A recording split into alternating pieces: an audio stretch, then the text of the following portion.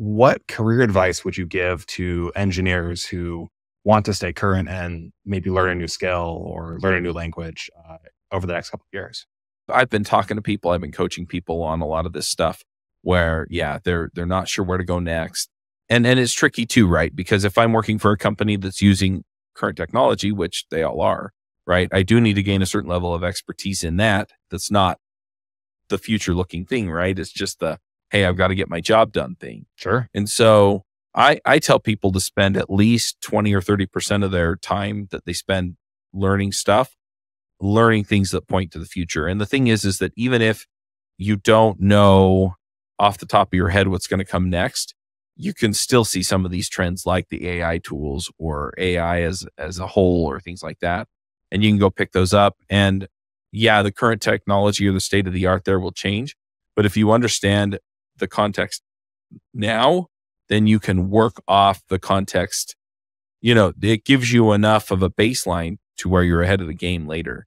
And so like right now, we're doing our book club, topendevs.com/book club. We're doing it on AI, and it talks us through AI tools and algorithms and things like that, right?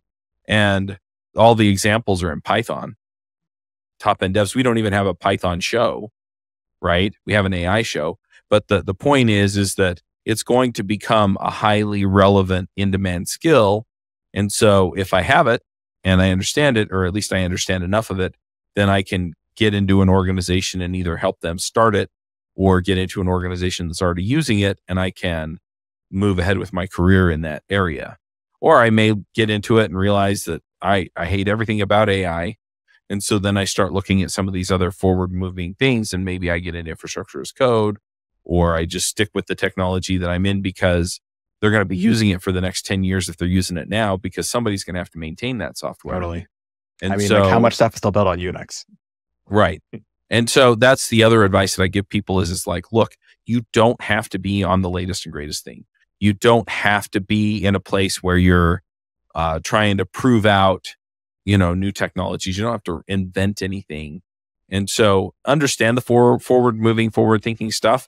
But if that's not your cup of tea, then there's nothing wrong with that. Just make sure that you're highly relevant then in the area you want to be in.